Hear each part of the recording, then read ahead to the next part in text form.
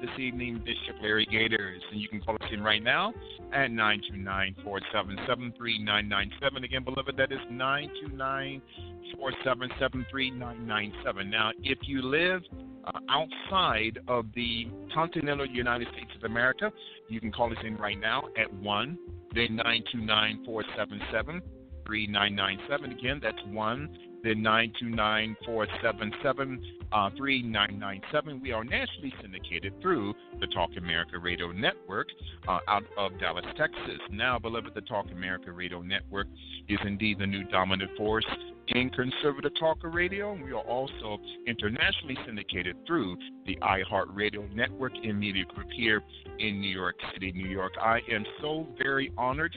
My staff and I are so excited and so very honored to present to some and to introduce to others according to my spiritual opinion, this man of God is one of the greatest thinkers in the 20th century in terms of American patriotism, conservatism, revealing the truth of what is going on not only here in America but around the world, and that is the Honorable Mr. G. Edward Griffin. He is the founder of the Freedom Force International there in California. He is listed in Who's Who in America, and again, to all of our global spiritual revolution partners, especially to those of you African American pastors, if you get an opportunity, look at Mr. Griffin's YouTube documentary on communism and the civil rights movement. I'm telling you, it will blow your mind. And so, Mr. Griffin, thank you so much, sir, for taking the time out of your busy schedule to be with us tonight on Global Spiritual Revolution Radio. Well, thank you for inviting me. I hope I've made a good connection. I was supposed to call in earlier, but here I am. I hope you can hear me. Yeah. Oh, absolutely. And we can if you can turn the volume up, we can hear you, but barely. But but it's such a it's such a great honor for us to have you, and to our global spiritual revolution partners. Please call in right now. Continue to call in right now at 929-477-3997. And this great man of God, he is a great patriot. And I have to tell you, Mr. Griffin, you are one of my favorite authors and patriots in this country. And I'm telling you, it is such a great honor for us to have you here on Global Spiritual Revolution Radio. And thank you so much again for coming on the broadcast. Well, thank you very much. I'll do my best to make it worth everybody's time. Absolutely. And to our Global Spiritual Revolution partners, we're going to be discussing a very unique topic this evening entitled The Roots of the Civil Rights Movement, Communism. The Roots of the Civil Rights Movement, Communism. And I'm telling you, Mr. Griffin, if you can you just give us a background as we understand the foreground of what's going on today? What is communism, and why has it been so? Why was the African American community, beginning with the African American churches back probably going back to the 40s? Why was the African American community here in the United States targeted by Moscow, targeted by the Soviet Union to overtake this country? And number two, again, what is communism, socialism, and how can we tie this into really the history of civil rights? It's very interesting. Well, it is very interesting, and it's extremely important. I'm delighted that we're talking about that because, frankly, I had practically forgotten that I produced the documentary film that you just mentioned. That was many, many years ago, and it seems like the civil rights movement that was it's old, back in the 60s and 70s. Who cares about that? And what's this thing about communism? Isn't communism dead when the Berlin Wall came down? It seems like it's old history and it doesn't apply today. But it certainly does, and I'm delighted to have an opportunity to return to that topic. Here, a little background I think is necessary. I think your listeners need to know something about my experience with this. I started off like most young Americans. I didn't care much about politics or current events. I was just concerned about my personal life, and I was enjoying life in the country. I was enjoying the opportunities that were opening up for me. I was trying to climb the corporate ladder. I got a job with a big corporation. I thought, boy, I'm going to make a lot of money. I'm going to have a retirement. I'm going to have a family. I'm going to live the American dream, you know. And then I discovered that there were forces at work that didn't want me to do any of those things. They wanted me to work for them. They wanted essentially to be my ruler, my hidden master. They didn't want me to know that they were there, but they wanted me to work for them. And the way they planned to do that is to get me ensnarled into a political system where I would be strictly seeking my personal ends, my personal pleasures, money, and things like that. But in order to get the things I wanted, I had to do what I was told. As long as I did what I was told, it would be okay. But if I rocked the boat, well, then I wouldn't do so well. So this thing, communism, came up. Well, you have to put your mind back to the 1960s when I was doing all of this. I became interested in communism. And I thought, some things about communism seemed pretty good. I'd heard, a lot of the slogans, the communist slogans, when I was in school, from each according to your ability, to each according to your need. It's a famous quotation of Karl Marx. I thought, well, what's wrong with that? That sounds good to me. Isn't that the basis of charity? Shouldn't we want to give according to our ability to those according to their need, and so forth? And so, I heard slogans like fight against racism and unemployment and poverty and all these things. Aren't those good things? So I was sort of curious as about why communism was bad and why they were killing people over in Russia, and yet the slogan sounded so good. So, all right, to make a long story short, I went over to the communist bookstore in Los Angeles, and I started to hang out there. I actually did. I was curious. Yes. And I got to meet some of the comrades over there, and they thought I was a real recruit, and I might have been. Right. I don't know. They invited me to some what they call study groups, and so I went over there and talked to the guys, and I bought their books, and to keep this from going too long, but I actually started to read all of the classic works of communism, the works by Karl Marx, Das Kapital or the Communist Manifesto. And then I started to read all the works. I think I read all of them, of the writings of Vladimir Ilyich Lenin, and then I read the works of Stalin, and then I read the works of Mao Zedong, and I also read some of the other works by their competitors, the works by Adolf Hitler, Mein Kampf, and all of that. And I discovered an amazing thing, and that is that all of them were pretty much the same, whether they're communists or fascists or Nazis or socialists or whatever they wanted to call them. They all believed basically the same thing, and even though they fought each other, even though the communists and the Nazis fought each other in World War II, fought to the death, they really didn't. They weren't fighting because they believed different things. They were fighting just to see who was going to be in charge. They actually believed the same thing.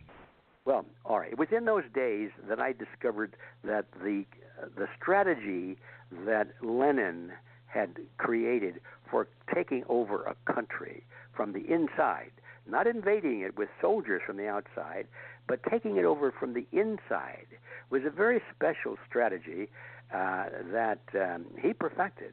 I learned the difference between a Marxist and a Marxist-Leninist, and maybe this is more than I should get into, but I think it's interesting, and your listeners might find this interesting. There is a difference between a Marxist and a Marxist-Leninist, and what's that all about? It sounds like it's the same thing.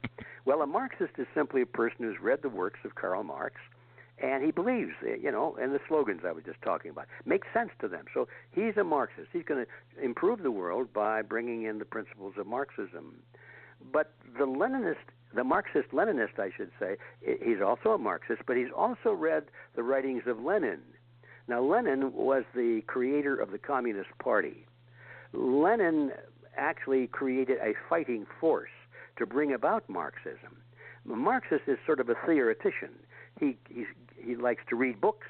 He has ideas, but he doesn't do much except just believe and teach and propagate and advocate. But a Marxist-Leninist is a warrior. He's the army. He goes out and he gets it done. And what I discovered after realizing the difference between the two is that all of the countries in the world that fell to communism during those years, none of them ever were taken over by Marxists. Every one of them were taken over by Marxist-Leninists, because Lenin said, he said, comrades, it doesn't make any difference what you think or what you say or how smart you are, how good you are in debate. None of those words make any difference at all. You must come to power. You must conquer your enemy. You must betray him. You must deceive him. You must overpower him. You may even have to kill him, but you certainly must overpower him. And so he said, let's talk about how to do that. Well, now that's a whole different ball game. And so it's only when I got to that stage of my awareness that I realized that one of the strategies that Lenin had created was how, today we call it divide and conquer. It's an old strategy. Yes. The Romans used it, the Greeks used it, all the ancients used it.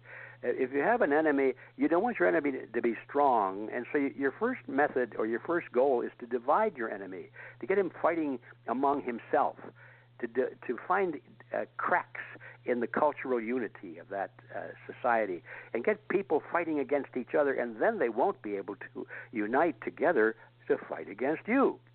And so Lenin said, in every country, we must find those groups or divisions within them that we can pitch one against the other so the nation can be fighting itself while we quietly come in and take over.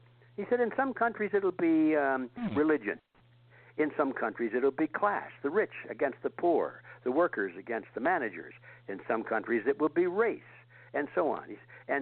But whatever it is, he said, we don't care what it is. We'll find the most logical division within any group that we want to conquer, and then we will do our best to drive the wedge into it and split that nation so it'll be fighting. The people will be fighting themselves along these lines, and that is how they came up with the idea of wars of national liberation, is what they called them.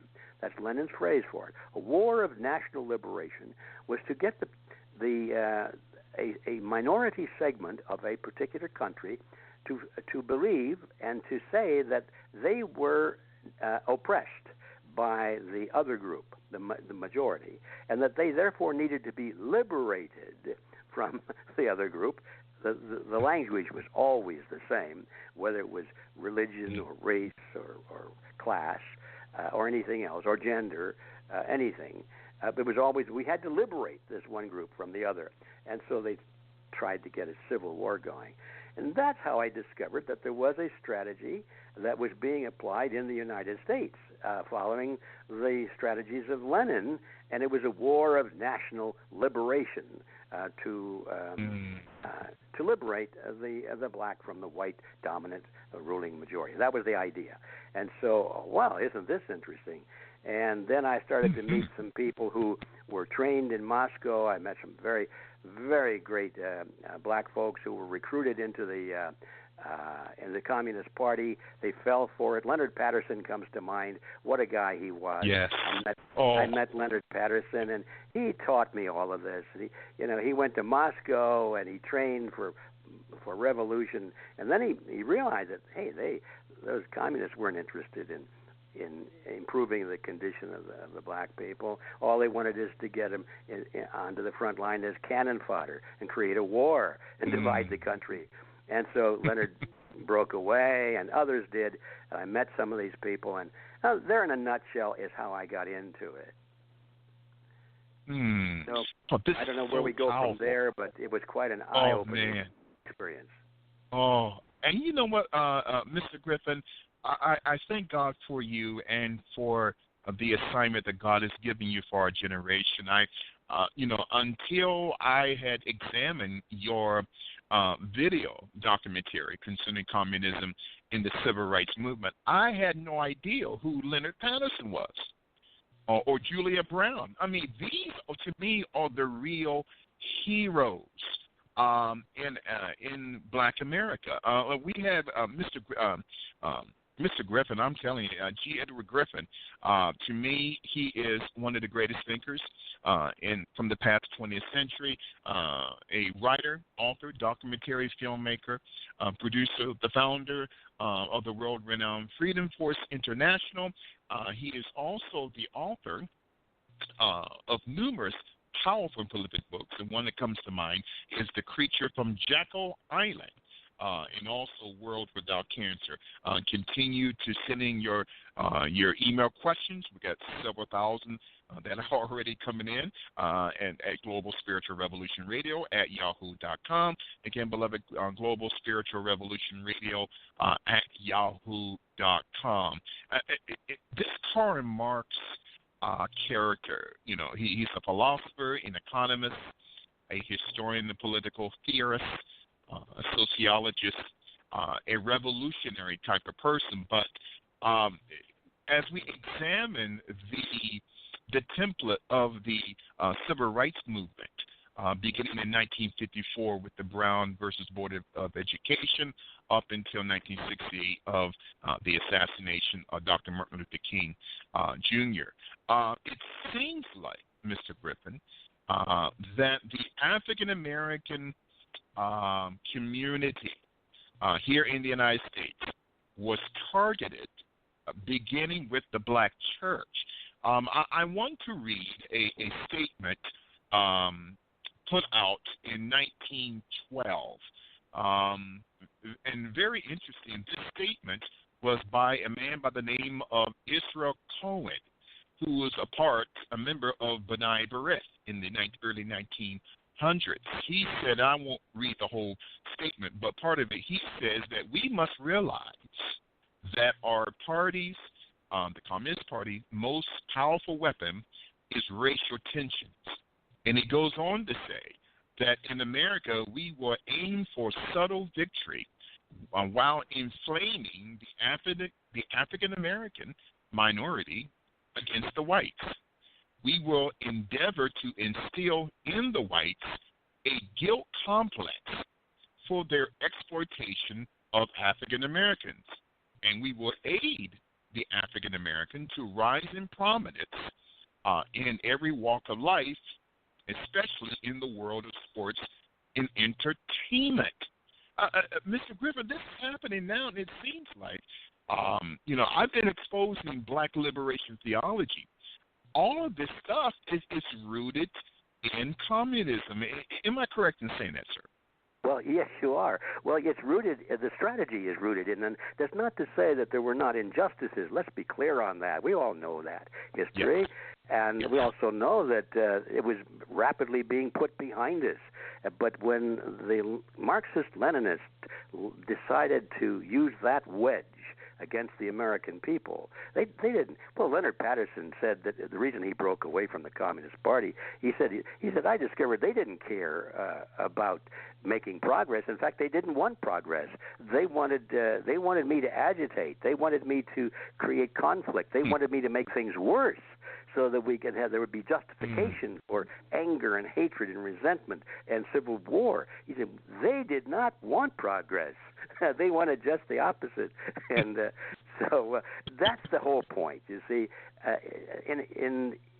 They used the same thing. They tried it and sort of gave it up, and then they come back again. They used it against the American Indian population, the Native Americans also. There was a movement for national liberation of American Indians in the Southwest, and you look at the organizers of that movement, and once again you find Marxist-Leninists. They use it everywhere. It's whether it's race or religion or class, or they've tried it on gender. They want males against females, anything they can use to divide people and get them angry at each other and hating each other. They do not want progress. They do not want peace and tranquility. They want war. And it's as simple as that. And it seems like, again, we had a guest on, maybe a month ago, Mr. Griffin, and we were exposing the history of Planned Parenthood and how Planned Parenthood, through Margaret Sanger, was targeting Black America beginning in 1929 in Harlem, New York, where she had gained the trust of the African-American pastors. And it seems like that is the strategy of Karl Marx. You're talking about Marxism, Leninism, socialism, fascism. It's all the same cancer. And it seems like, even to this day, I'm having a hard problem trying to open the eyes of a lot of my fellow African-American ministers in the church, because they believe that black liberation theology is of God and whatnot. But it seems like they don't understand that they're being used, and they have been being used for decades. Am I correct in saying that, sir? Well, absolutely, and that's not even controversial, even though a lot of people don't believe it. I say it's not controversial because it's so easy to prove. It's so easy to document. People who've been on the inside of that have broken away, and they said, "Boy, that's exactly what you said. They want to use these ministers." It was Lenin himself. I've forgotten which one of his papers, or several of them, but he developed a theme. He said, "Comrades, we know that religion is the opiate of the masses, and we are against all forms of religion. He said, however, how do we come to power? Remember, he said, we must come to power. Do you go and you talk to religious people and you tell them that religion is a bunch of baloney and that religion is no good? No, you don't do that, comrades, because they will reject you. Tell them that you are a man of God. Tell them that you believe in religion, but you believe it has to be a certain kind of religion. He said, so instead of fighting religion, let us move into religion and take it over. Wow, this is Lenin speaking. This is Lenin speaking. Yes. Oh my goodness. And that has been the Kool-Aid that I'm afraid, Mr. Griffin, that the African American community has been drinking. We have with us Mr. G. Edward Griffin, founder, what I call one of the most powerful organizations in this country, Freedom Force International. And please go to the website right now, freedomforceinternational.org, freedomforceinternational.org. And near the end of the broadcast, Mr. Griffin will give you information how to purchase his books, especially The Creature from Jekyll Island. We are speaking on communism being the roots of the civil rights movement here and only here on Global Spiritual Revolution Radio.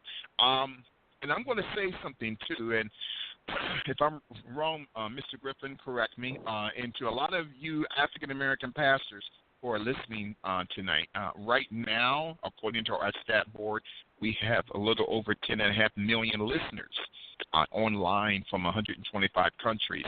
Dr. Martin Luther King said that he was never a communist, but if there is telltale information, evidence that he not only was a communist, but the Southern Christian Leadership Conference, the NAACP, SNCC, the Student Nonviolent Coordinating Committee, all of these organizations, CORE, had been subsidized and still is subsidized by the Communist Party. And again, Dr. King, to me, was a communist. And that's not a popular saying here in New York City, especially in the black community. But, he went to a school in Tennessee, I believe, called the Highlander Folk School for Communist Training. Dr. King, it seemed like they packaged him, Dr. Griffin. It seems like they packaged Dr. King just like they did Barack Obama to put an African-American face to black America, and not just to black America, to America as a whole. And then with the oratory skills of these men, of Dr. King and Barack Obama, it seemed like a lot of African Americans were suckered into this communist plot. What say you, Manica? Well, you're quite right in that it's a terribly sensitive issue because so much of the image that we have of Dr. King is so positive. I mean, gosh, he's an international hero. He's certainly a national hero. We have, highways and airports named after him and all that sort of thing. And on the surface, you can see, well, the civil rights movement, the elevation of political rights for black people, isn't that good? What are you talking about? You think that's bad? What are you, a hidden racist or something like that? But what we're talking about here is not the surface, but what's deep underneath it. And it is, first of all, what you said is documented. There are photographs. I imagine there's on the internet. Back in the day when I was reading this, I had to find the photographs and hard copy them of Martin Luther King as a young man sitting in the Highlander Folk School, I think it was, and other organizing groups that were clearly financed and dominated by the Communist Party. Now, that doesn't mean that everybody that went to these groups was a communist. Now, remember, I sat in some of those groups back in the 60s when I went and started to hang out at the Communist bookstore. They invited me into a study group. Well, if somebody had taken a picture, there I would be, you see. And that would be correct.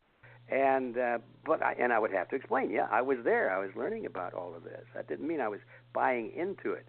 So we have to be careful. It's because we know that Martin Luther King was there in a communist training group doesn't mean that he was a dedicated card-carrying member of the Communist Party. But we do know that he was subject to that influence, and he never spoke out against them. And we also know, now here's the critical thing. Regardless of what a man might feel in his heart, we have to judge by what he does. Okay, he might be well-intentioned, but make some big mistakes. And we do know that the platform of the Communist Party at the very time that all this was going on. Now, I'm talking about the Communist Party USA platform was to promote what they called civil rights legislation. Now, as we know, that most legislation has deceptive naming. You know, if they're proposing a bill in Congress and they're going to call it the bill for, let's say, affordable health care. Yes. You know it's not going to be affordable. Talk about that. No, not at all. It's not going to be affordable.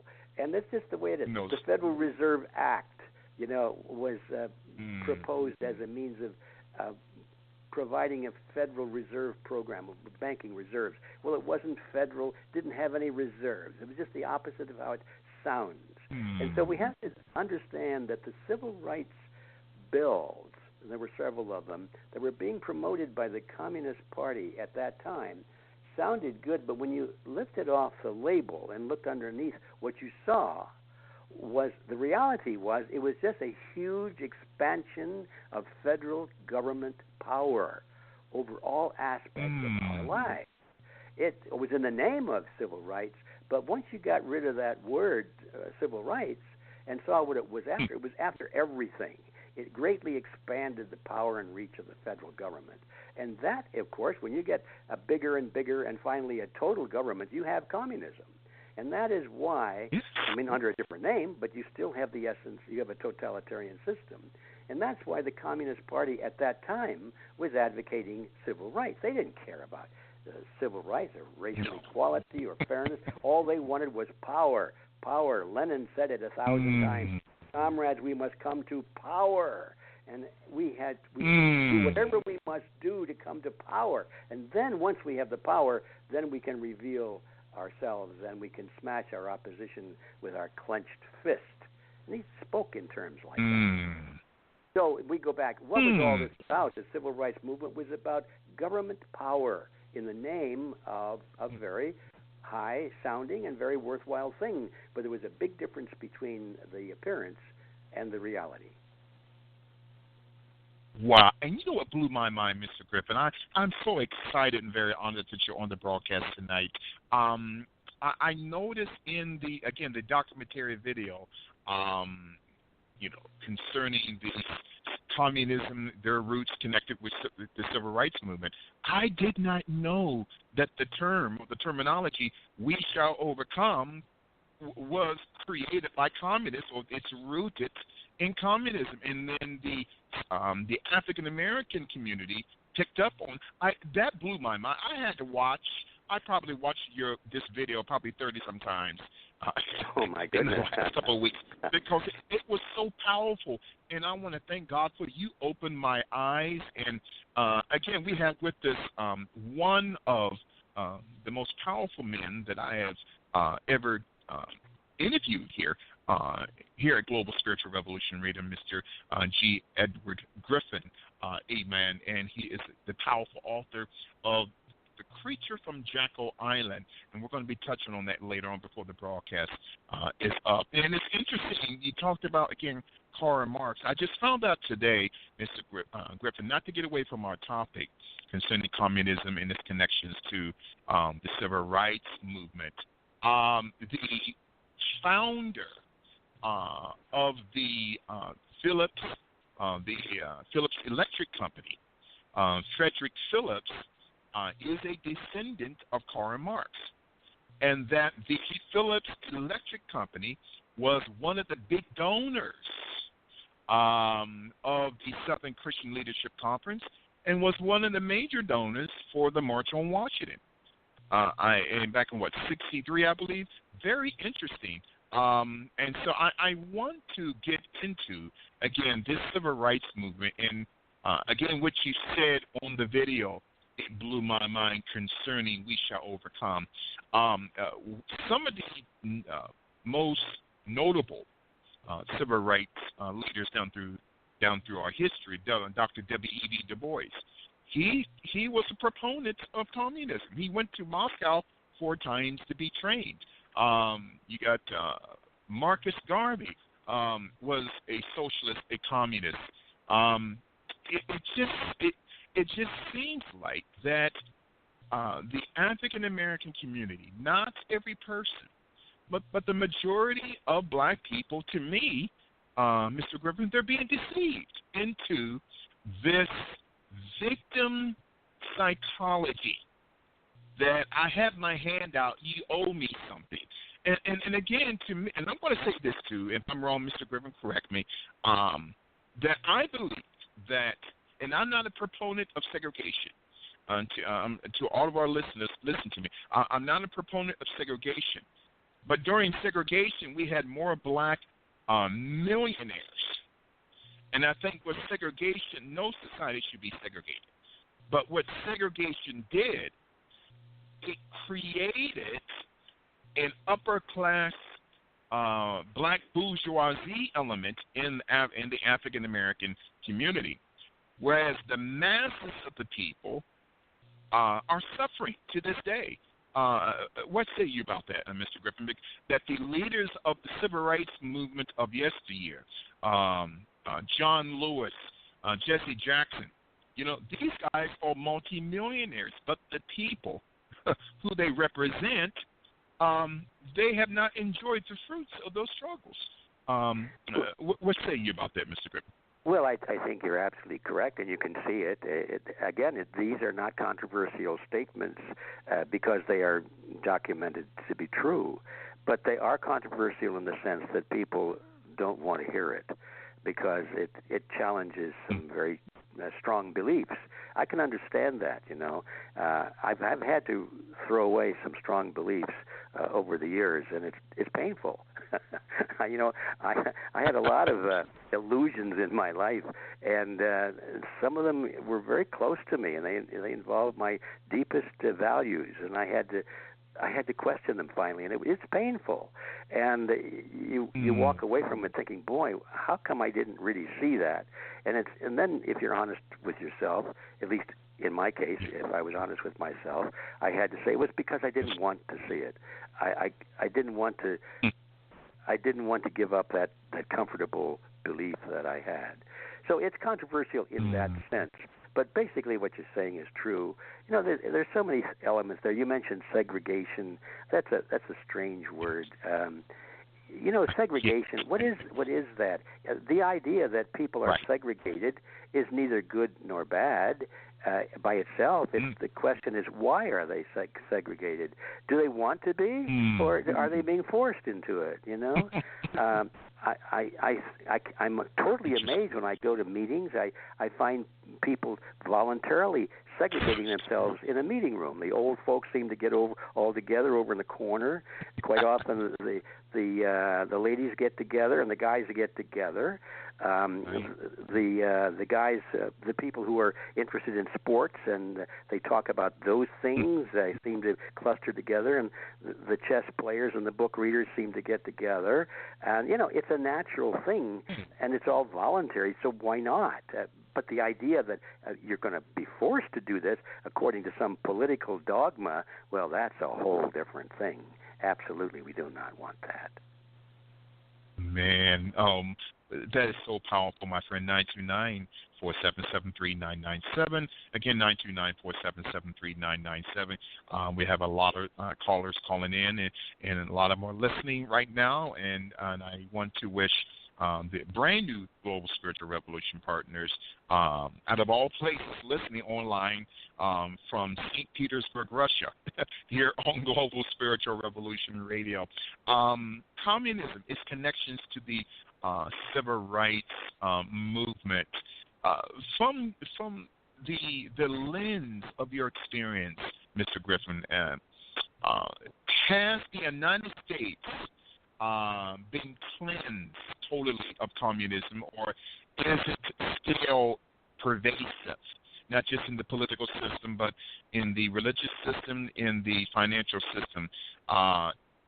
Do you still see some of the residue, the elements of Karl Marx here in the United States? Well, that's a strange question because I see it everywhere. Again, we go back to the difference between Marxism and Marxism-Leninism. The ideas of Karl Marx, the points that are in the Communist Manifesto, I believe there are 11 of them, if I remember correctly. Every one of those are accepted by the majority of the American people. They don't realize it because they've never read the Communist Manifesto. But you ask them, especially college students, you say, well, do you believe in this, and this? Oh, yeah, I believe in that. And did you know that that's in the Communist Manifesto? And oh, it is? Oh, well, I guess the Communist Manifesto is a good thing, right? So without knowing it, I guess there's the key to the answer to your question. Without knowing it, the United States, the people of the United States in their thinking are predominantly communist in their thinking.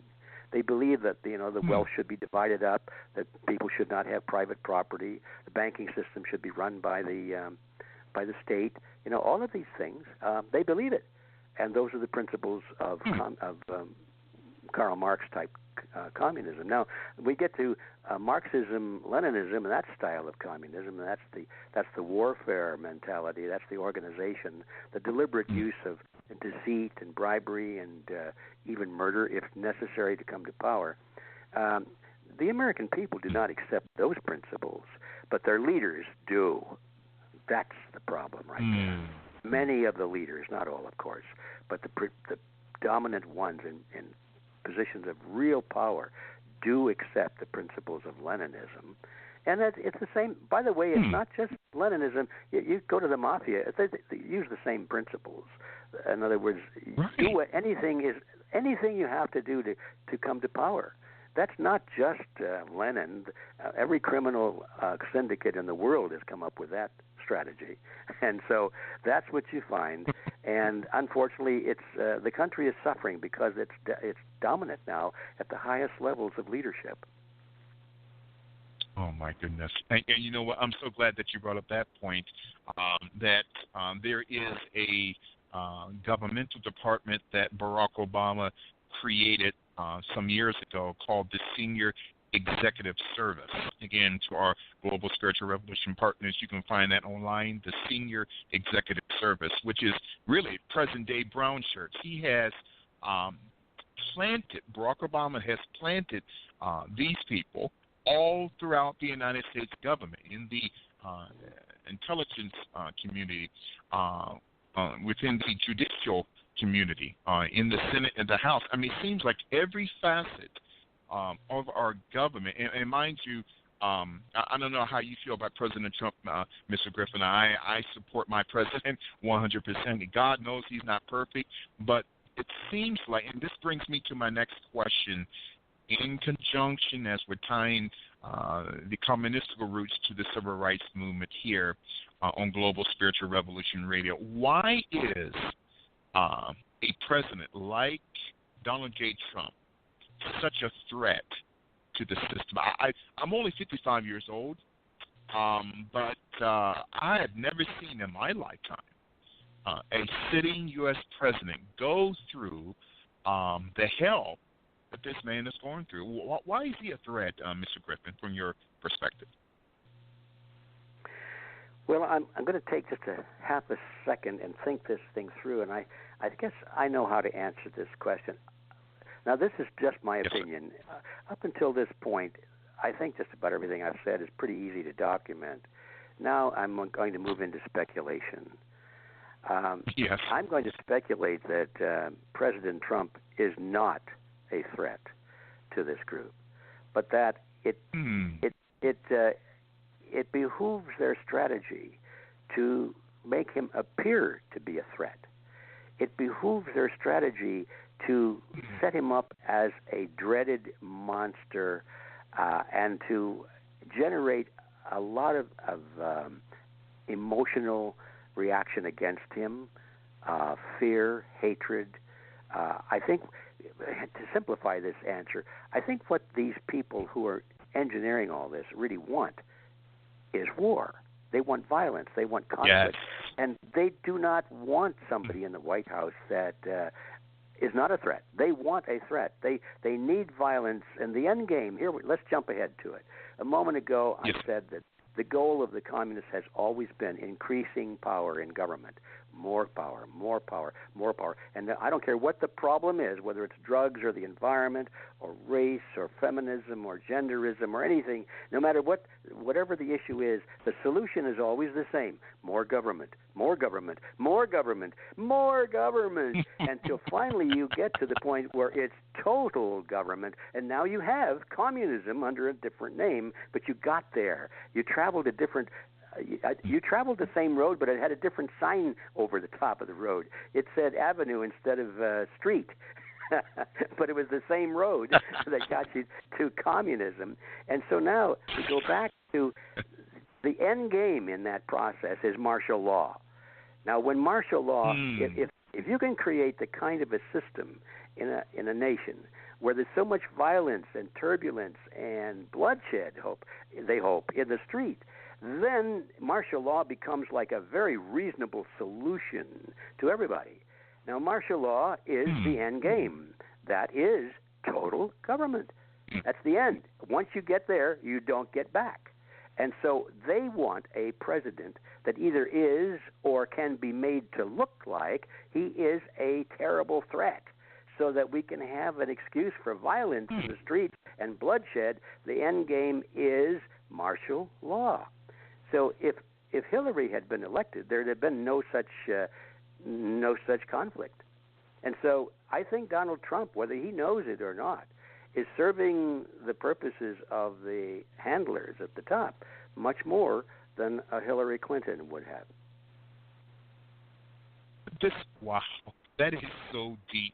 It could mean the way that we're looking at this may not be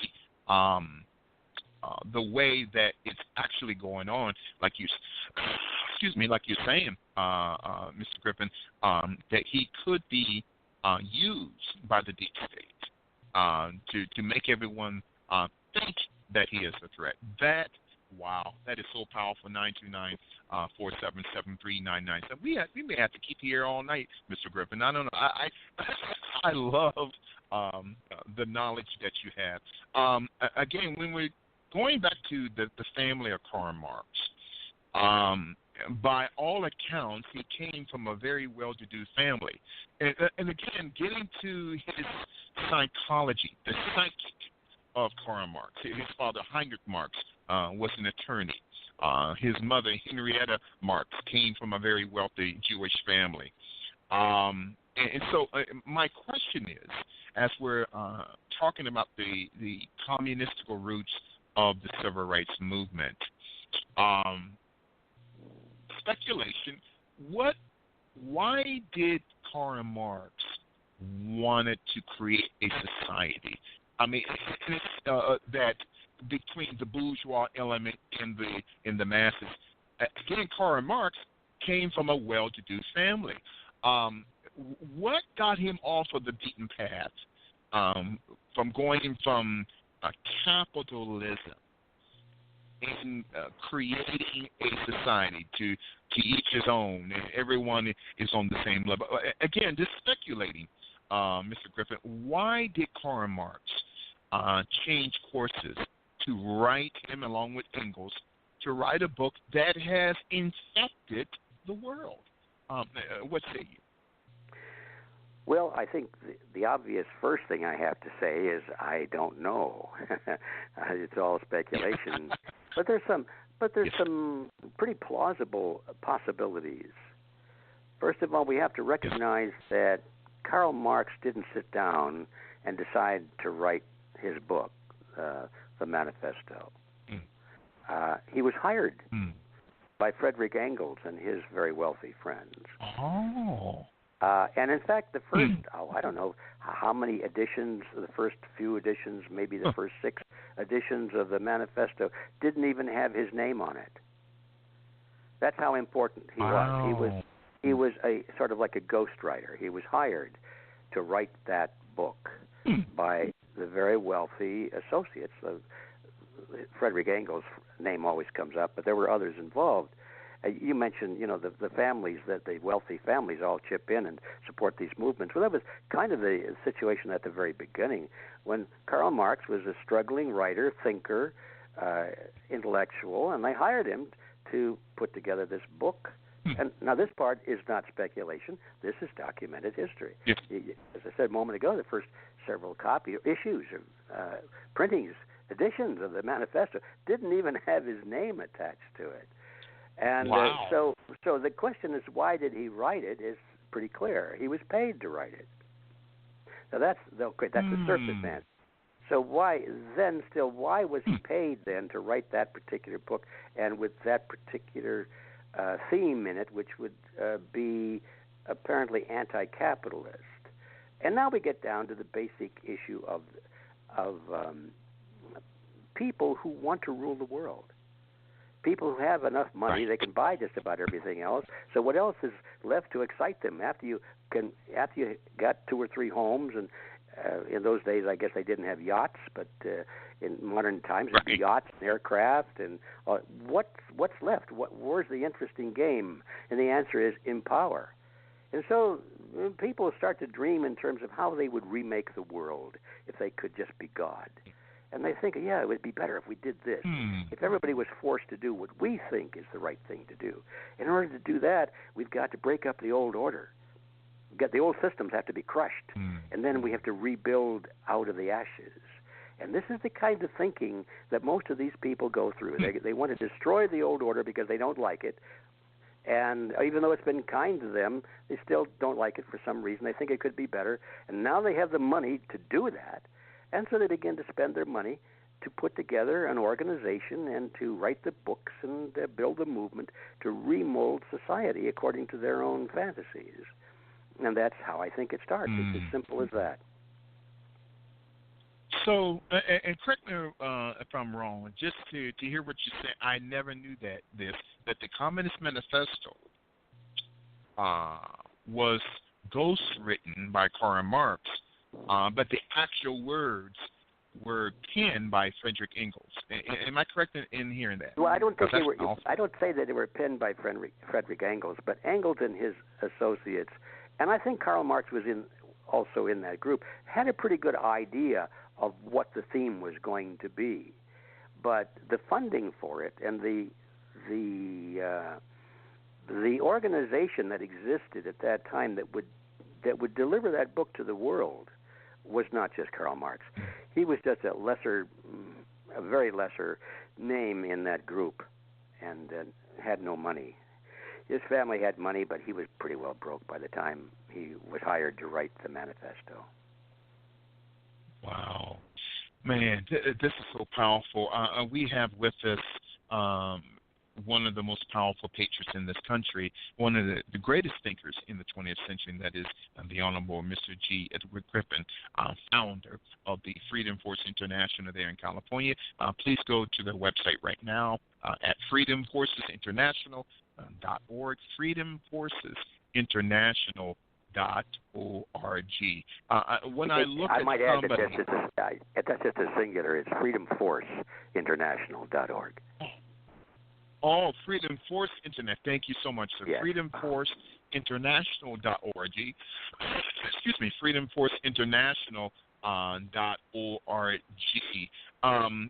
Again, I just found out maybe a week ago, Mr. Griffin, forgive me for going all of the math here, but as we're dissecting the connections between the Communist Party and the history of the Civil Rights Movement, there was a book that was written by Dr. Susan Lawrence Davis entitled The Authentic History of the Ku Klux Klan from 1865 to 1877. She had made mention, again, this is speculation, that the founders of the KKK was not Nathan Bedford Forrest, okay, of the Confederacy, but the actual creator of the KKK was a former Secretary of State for the Confederacy, Benjamin P. Judah, who fled the South at the end of the Civil War because he Benjamin P. Judah, and some call him Judah P. Benjamin, was financing both North and South in this Civil War, and that the money came from, a Salomon Rothschild. But and again, not to get away from what we're talking about tonight, the roots of the civil rights movement being connected to communism.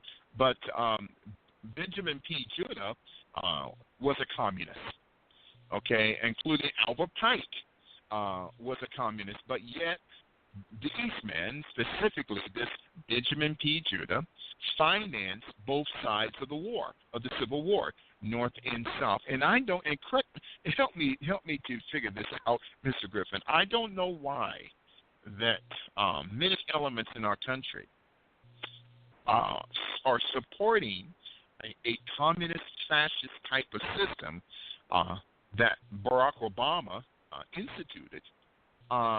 We defeated the communists, not just going back to World War I, World War II. Actually, they were allies in World War II, but we defeated them by witnessing their downfall in 1991.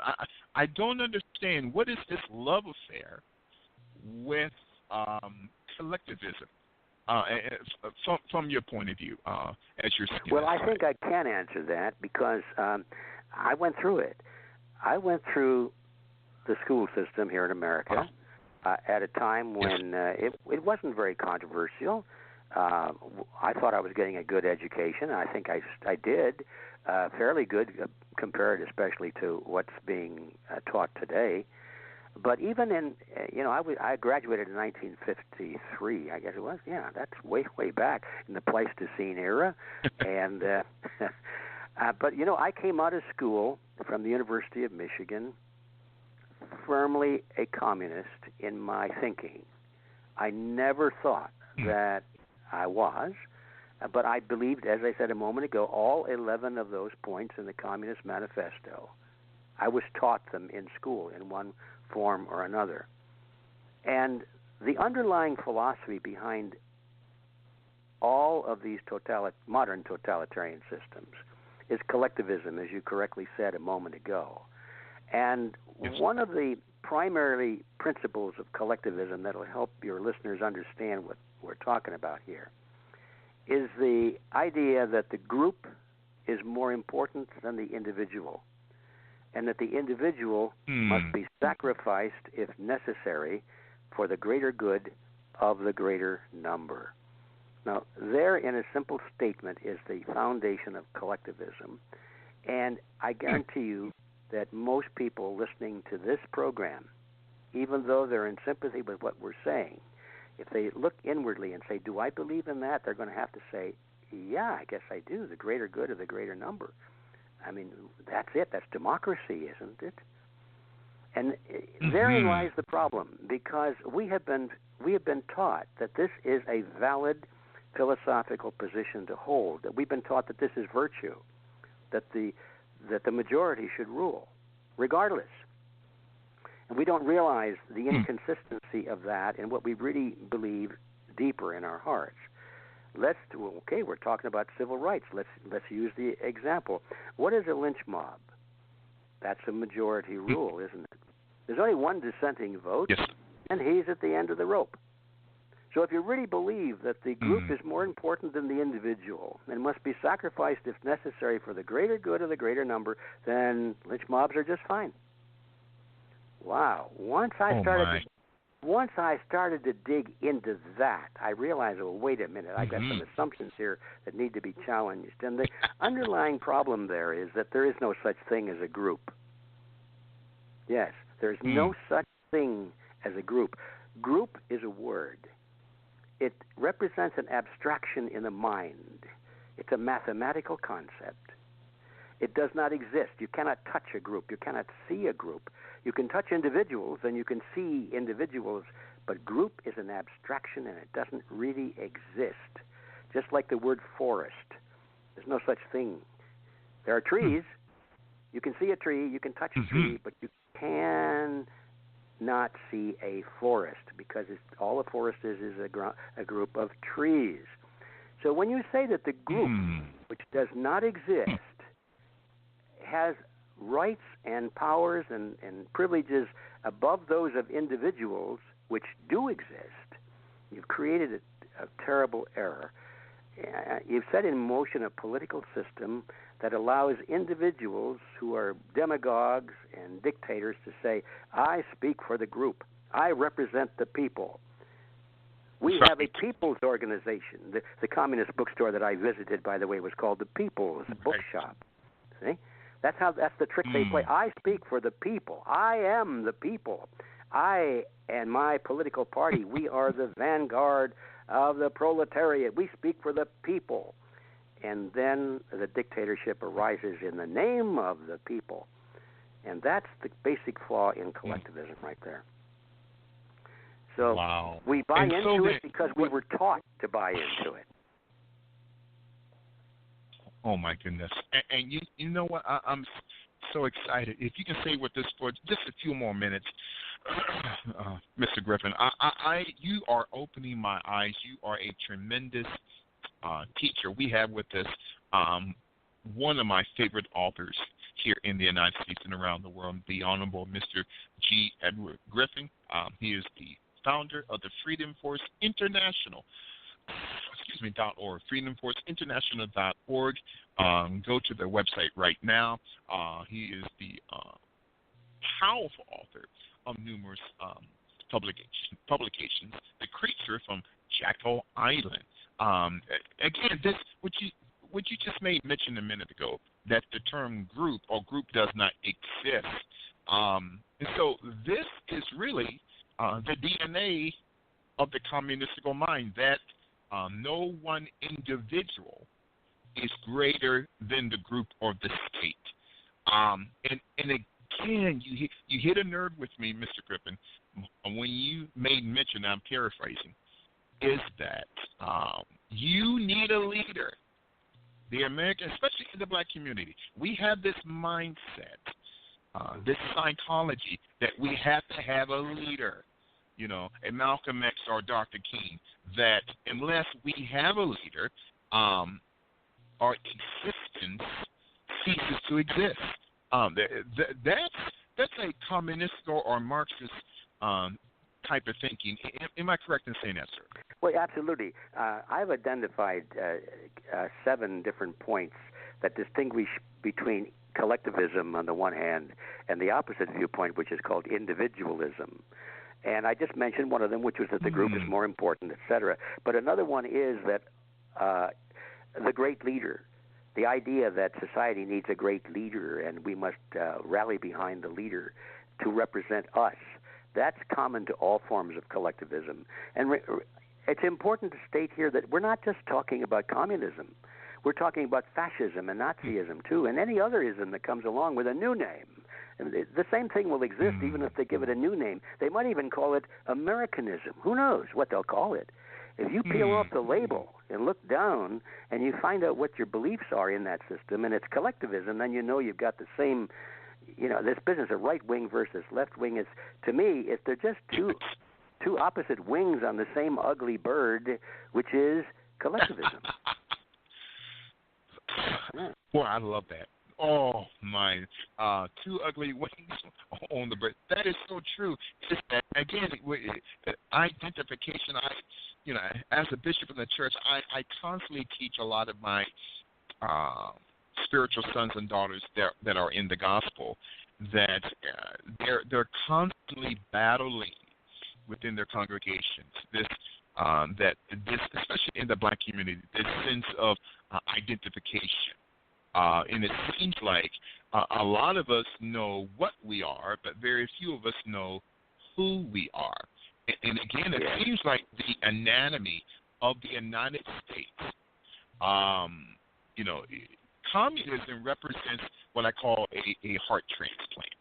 Because in the natural, some people cannot receive every person's heart because of the blood type and the size of the chest cavity, whatnot. But it seems like, Mr. Griffin, that the body, the anatomy of the United States of America, was never designed by God through the founding fathers, through the framers, to carry a foreign object, a foreign entity like communism. Because to me, communism, it doesn't match the blood type of who and what the United States of America really is. And I don't know. Does that make any sense? Or I think you're right on target with that. Because you're right on target because how do I summarize this? I have written a paper, a white paper on this whole issue, and it's called The Chasm. And I would like to send anybody that is interested a copy of that. If you just send me an email, I'll give you an email address. And it's Griffin at freedomforceinternational.org.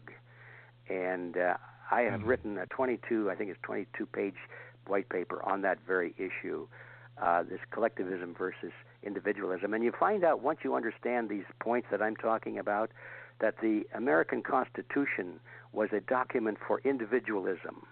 It was the first one ever written. In fact, up until now, it's the only one. Everything about the Constitution is an advocacy for individualism. And now we come along with communism, fascism, Nazism. Those things are all forms of collectivism, and you're quite right. The blood type is wrong. It won't fit. It'll kill. So I'd like to send anybody that's interested in that, my white paper on it, and that's Griffin at freedomforceinternational.org. Wow, this is so powerful. One more minute, Mr. Griffin, and I know you have to leave, but again, this as we put a bow tie on this discussion tonight concerning the communistic roots of the civil rights movement, what are the first steps that we can tell the African American community from your perspective? What are those first steps that we have to take to really teach people to come out of this mindset of collectivism, out of this mindset of what we call groupology, and start to think independently of any man or system? Because I have to tell you this right now, man of God, that this is just me speaking, that the creation of the Democratic Party was never designed for black people or any party, especially the Democratic Party. That the Democratic Party is a social plantation. And I think that the election of Donald Trump woke up a lot of African Americans. What say you about that? And not well, just I agree with you totally. Democratic Party, but the two wings. Yeah, I totally agree with that. But in agreeing with that, I want to make it very clear that I don't have a lot of great respect for the Republican Party either. I look at them both as being, a moment ago I said the left wing and the right wing on the same bird. All right, there I think summarizes my view. I think political parties are very corruptible, and I think if we allow a political party, which is always led by a few very wealthy sources, those with the most money are going to drive either political party. And if we say, I'm a Republican or I'm a Democrat, we just play right in. We're suckers. We just play into the traps of these people. So that's my short answer. We've got to get outside of the political party syndrome and start looking. Okay, political parties are groups, and we just said groups don't exist.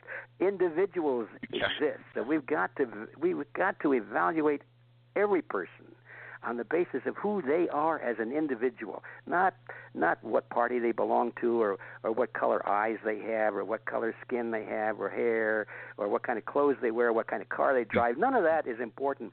We have to look at them as individuals and judge them as to what they think, what they do, and how they treat their fellow human beings. as individuals. That's the secret. And this first step to get out of this trap we're all in is to realize that we do have a common enemy. And it's not race. It has nothing to do with race. They're using race against us. The game is called divide and conquer. And so the first step is to know who these people are and what their strategy is. Once we have that, then our course is clear. Wow.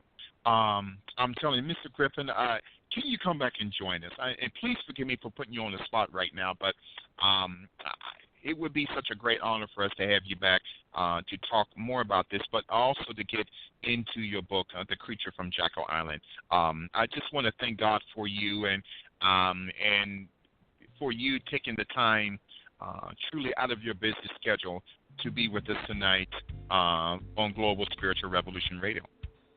I would love to come back, and we can talk about the Federal Reserve. There's another scam. Oh, boy. We can talk about that for an hour for sure. And we'll talk about the Red Pill Expo, too, and a lot of things. Yes. Oh, my God. And you know what? I will have my staff, matter of fact, either I or one of my staff members will call your office, and we will set that up. Mr. Griffin, it was such a great honor sitting at your feet in Christ and learning, gleaning wisdom, knowledge, understanding from you. You are truly a great man of God, an anointed man of God, whom God has raised up for this generation. Thank you so much for being with us here on Global Spiritual Revolution Radio. Well, I can't thank you enough for inviting me, and I admire what you're doing, and what do they say? Keep on keeping on. Come on now. All right. Oh, you sounded one of them church mothers. I love that. Keep on. And that was Edward Griffin, founder of Freedom Force International. Please go to their website. Website right now, freedomforceinternational.org. freedomforceinternational.org. And Mr. Griffin, how can people purchase your books, especially the book The Creature from Jekyll Island? Well, the first thing, I'd like to repeat my invitation to ask for a copy of that white paper. And so you contact me at Griffin at freedomforceinternational.org, and I can provide that. But if you want to go directly to the site, it's called Reality Zone. It's realityzone.com. Oh, realityzone.com. Wow. Yeah. Mr. Griffin, we love you here at Global Spiritual Revolution Radio. Thank you so much, and you will be back. Thank you so much for being with us tonight. All right. Thank you for inviting me. God bless you. And to all of our Global Spiritual Revolution partners, that was Mr. G. Edward Griffin, founder of the world-renowned freedomforceinternational.org. I'm telling you, the communism, the roots of the civil rights movement in its history, here and only here on Global Spiritual Revolution Radio. I want to thank all of our callers and all of you, our listeners today. And forgive me for coughing so much. I'm still battling this flu that I've been battling for the past 2.5 months. But I'm excited about tonight. This great writer, author, teacher, man of God, the Honorable G. Edward Griffin. I'm telling you, we'll be back with us soon and very soon here on Global Spiritual Revolution Radio. We're going to take a quick 2-minute break, and I want to come back to wrap up our show tonight and to let you know about Thursday's broadcast. All right, we'll see you in about 2 to 3 minutes here on Global Spiritual Revolution Radio.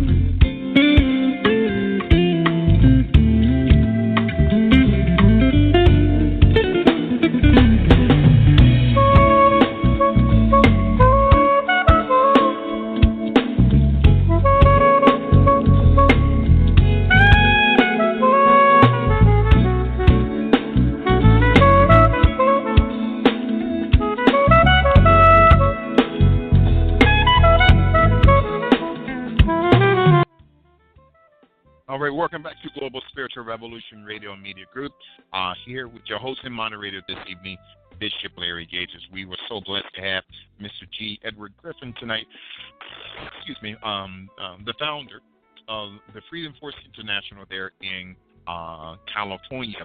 And you can purchase any and all of his books also on Amazon.com /G. Edward Griffin. That's Amazon.com/G. Edward Griffin. Some of his powerful books, The Creature from Jekyll Island, World Without Cancer, The Discovery of Noah's Ark, Moles in High Places, The Open Gates of Troy, No Place to Hide, The Capitalist Conspiracy, More Deadly Than War, The Grand Design, and we touched on that tonight, that it was the grand design, the deception of the communist structure of the world, beginning there in Europe with Karl Marx and through Lenin, Trotsky, Stalin, to infect not just America in the West with this disease called communism, but also to infect the African American community. And I just want to say, especially to a lot of you, you've been sending me emails, so many emails the past week concerning the history of the KKK. Again, to our Global Spiritual Revolution partners, I just want you to know that the KKK was not founded by the Confederate soldiers in the Confederacy. Okay, it was not founded by Nathan Bedford Forrest, okay, nor Andrew Davis. The history, when you study the history, the origins, the originations of the KKK, the Ku Klux Klan, was created and founded in 1865 by two men, Judah P. Benjamin and Albert Pike.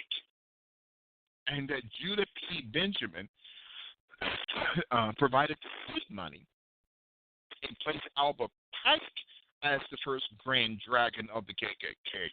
Now, you notice to all of you out there, especially my white brothers and sisters who may be a part of the KKK and you are anti-Semitic, let me tell you something. Your founder of the KKK was a Jew by the name of Judah P. Benjamin. And notice, I'm not anti-Semitic.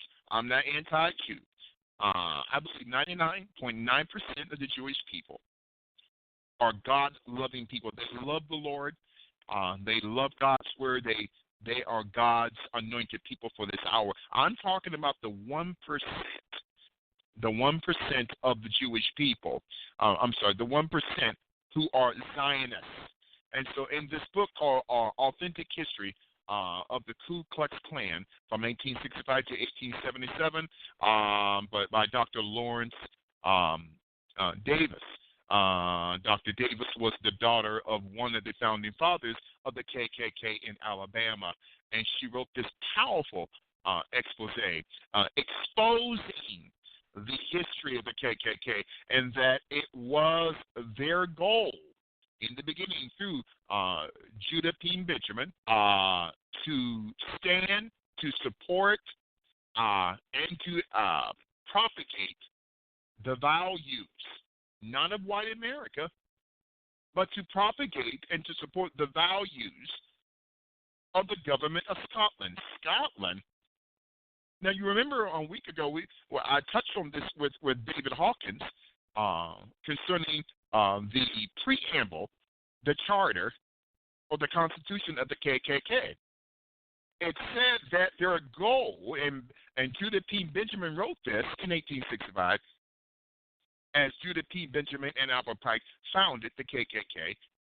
They said that their goal was to not only bring about world domination with Zionist money, but also to support, to propagate the values, not of white people, of the nation and the government of Scotland. Why Scotland? Scotland's thousands of miles away in Western Europe. Well, at that time, in the mid-1800s, the dynasty of the Rothschilds Salomon Rothschild, the totality of the millions and billions of dollars, even up to this very present day, into the trillions of dollars, most of it is located in Scotland. So I just want you, some of you who may be members of the KKK, you've been lied to. And so this communistical cancer must be stopped and will be stopped in the name of the Lord Jesus Christ. All right, God bless you all. Listen, we're excited, and I want to announce that on Thursday we will have part 19 of the Acts of the Apostles Summit here and only here on Global Spiritual Revolution Radio.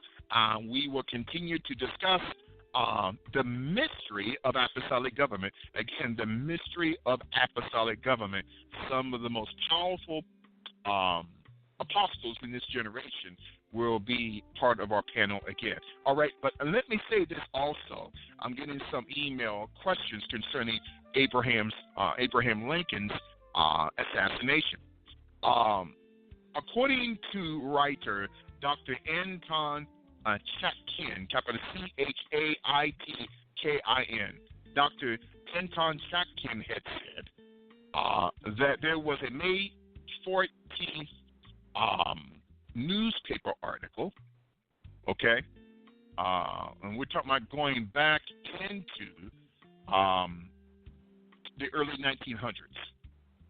A communistical newspaper out of Argentina called the Clarin, capital Clarin, the Clarin, that B'nai B'rith, and again, I'm not anti-Semitic, I'm just exposing communism. B'nai B'rith, okay, through the director of international affairs of the Anti-Defamation League of B'nai B'rith, Rabbi Morton Rosenthal, had said that the very same powers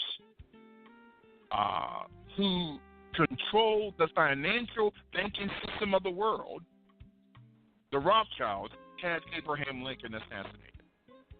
That's interesting.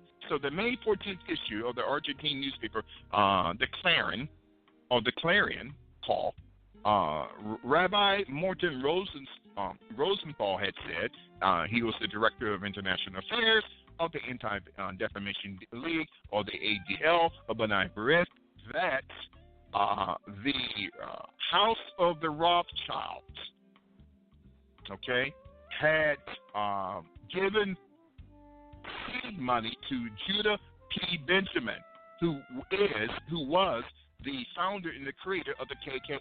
It wasn't two Confederate soldiers. No. It was not two Confederate soldiers of Andrew Davis and Nathan Bedford Forrest. Andrew Davis and Nathan Bedford Forrest did not create nor found the KKK. It was Judah P. Benjamin and Albert Pike. And that Judah P. Benjamin was given money by Salomon Rothschilds, okay, to hire an assassin to assassinate Abraham Lincoln. So the B'nai B'rith was founded and developed during the 1840s and 50s by 12 powerful Zionists, and one of them was Judah P. Benjamin. Judah P. Benjamin is one of the founding fathers of B'nai B'rith and also the founding father of the KKK. I'm telling you, we are exposing darkness today in the name of the Lord Jesus Christ. In that the Rothschild family hired Judah P. Benjamin to hire a contract assassin by the name of John Wilkes Booth. And mind you, the sister of John Wilkes Booth, a memoir by his sister Asia Booth Clark, had stated, and I quote in her book, that John Wilkes Booth was not only Jewish, and I'm not anti-Semitic, I'm just reading what his sister wrote in her memoir, John Wilkes Booth. John Wilkes Booth's sister the author of John Wilkes Booth, A Sister's Memoir by Asia Booth Clark, had said that Benai Barith, through Rothschild money, had hired Benjamin P. Judah, or Judah P. Benjamin, and he hired, and you got to see this, John Wilkes Booth. So, let me get this. So the Rothschild dynasty hires Judah P. Benjamin, who was the Secretary of State in the Confederacy before World War II. Hired John Wilkes Booth, who is also Jewish, to assassinate Abraham Lincoln. Again, I'm not anti-Semitic. I am just reading you what I'm reading through these historical documents.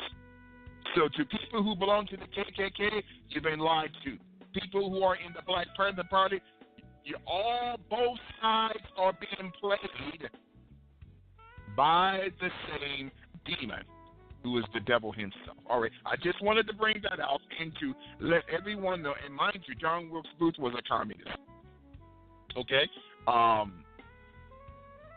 the elements of Benai Barith were communists. The ADL communists.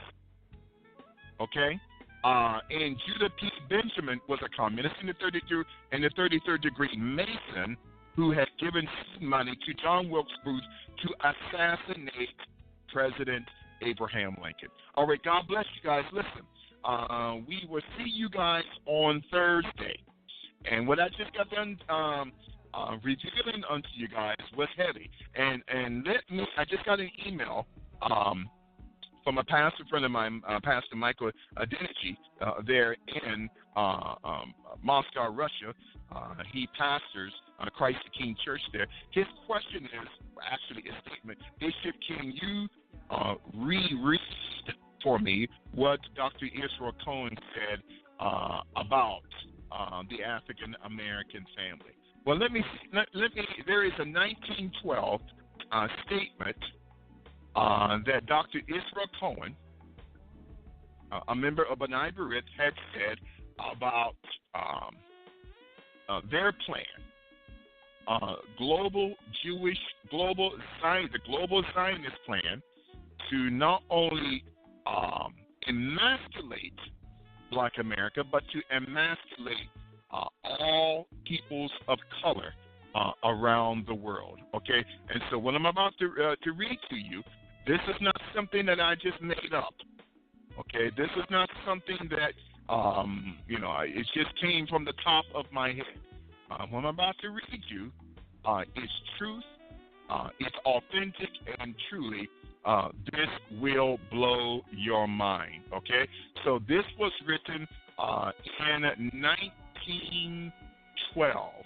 Okay, this was written in 1912 by Dr. Israel Cohen. Okay, and I quote, listen. He said, we must realize that our parties, the Communist Party, this is Dr. Israel Cohen in 1912. We must realize that our parties, the Communist Party's most powerful weapon, is racial tensions. By propounding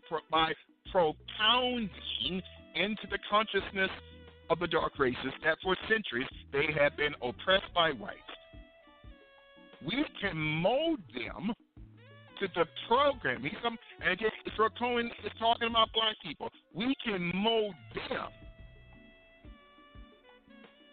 the black family, to the program of the Communist Party.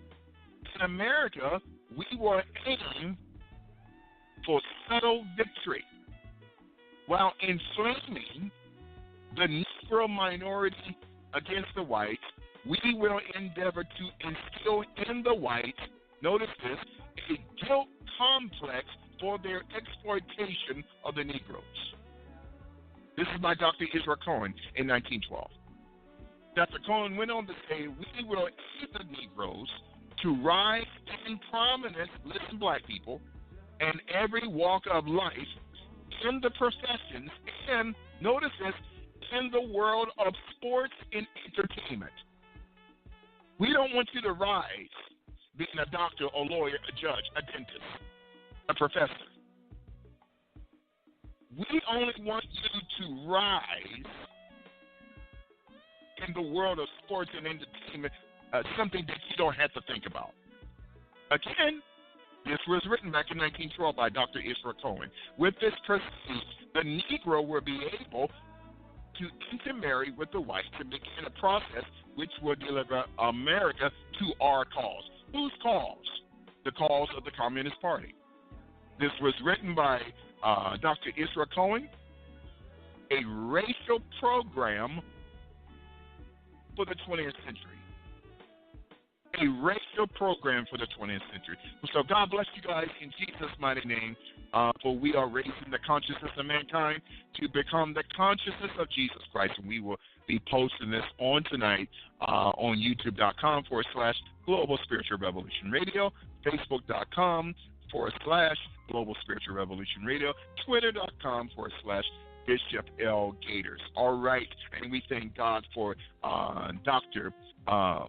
G. Edward Griffin being with us tonight as we discuss and dissected the roots and the deception of communism in the civil rights movement. We will see you on this Thursday here and only here on Global Spiritual Revolution Radio.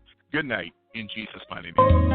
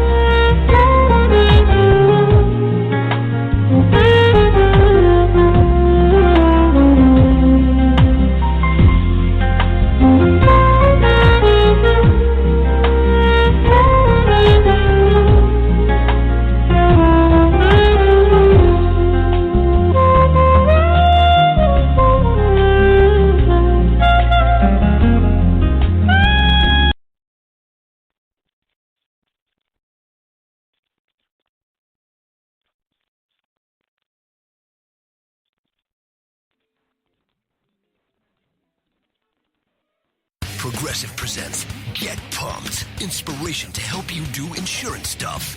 Okay, time out. You're gonna let your budget be the boss of you? Take control with Progressive's Name Your Price tool. Tell us what you want to pay for car insurance, and we'll help you find options that fit your budget. Here's some music to get you pumped. Da-dong, da-dong, da-dong, da-dong, dang, dang. I hear your budget laughing at you. Oh, wait, that's just those kids laughing at me. Ignore them! Da-dong, da-dong, Progressive Casualty Insurance Company and Affiliates. Price and coverage match limited by state law.